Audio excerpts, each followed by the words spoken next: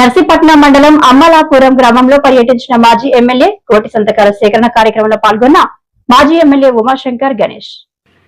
నర్సీపట్నం మండలం అమ్మలాపురం గ్రామంలో పర్యటించిన మాజీ ఎమ్మెల్యే కోటి సంతకాలు సేకరణ కార్యక్రమంలో పాల్గొన్న మాజీ ఎమ్మెల్యే ఉమాశంకర్ గణేష్.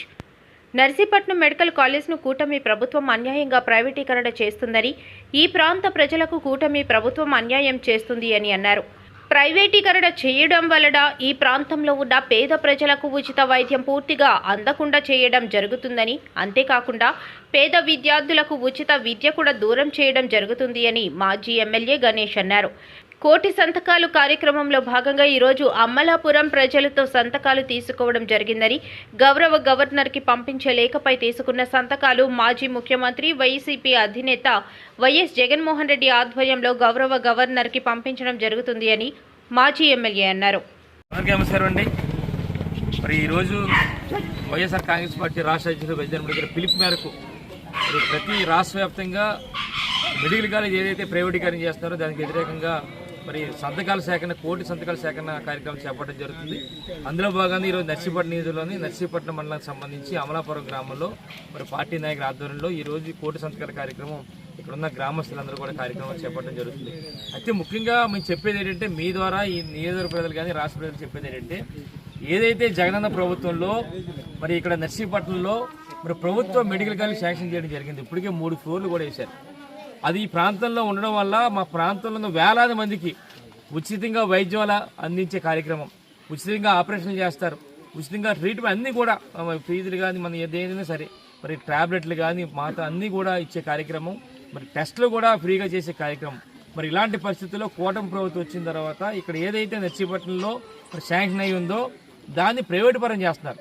ఈ ప్రైవేటు పరం చేయడం వల్ల ఎవరో ప్రైవేట్ వ్యక్తులు రావడం, వాళ్ళు అధీనంలో ఉండడం వల్ల మరి ఏదైతే విశాఖపట్నం వెళ్ళి మరి వైద్యం చేయించుకుంటూ అదే విధంగా ఇక్కడ కూడా మనం వెళ్ళాలంటే ఫీజు కట్టాలి, మరి ఆపరేషన్ కావాలంటే డబ్బులు ఇవ్వాలి, ఆపరేషన్లకి బెడ్ ఉంటే బెడ్ ఛార్జీలు వేస్తారు.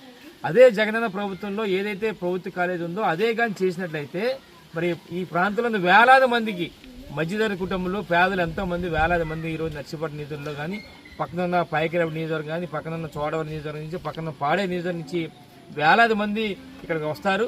వాళ్ళందరికీ కూడా ఉచితంగా అందించే కార్యక్రమం, మరి సేవలు అందించే కార్యక్రమం చేస్తున్నారు. కనుక దయచేసి మరి కూటమి ప్రభుత్వ వైఖరి నిరసనగా ఏదైతే ఇక్కడ ప్రైవేట్ కాలేజీ చేస్తున్నారో దాన్ని ప్రభుత్వ పరంగా చేయాలని చెప్పి మరి గవర్నర్ గారికి మరి ఒక లేఖని మరి ప్రతి గ్రామంలో కూడా నర్సీపట్నంలో ప్రతి ఒక్కరికి కూడా వాళ్ళందరి దగ్గర కూడా మరి సంతకాలు తీసుకొని గవర్నర్ గారికి లేఖ రాస్తున్నాం.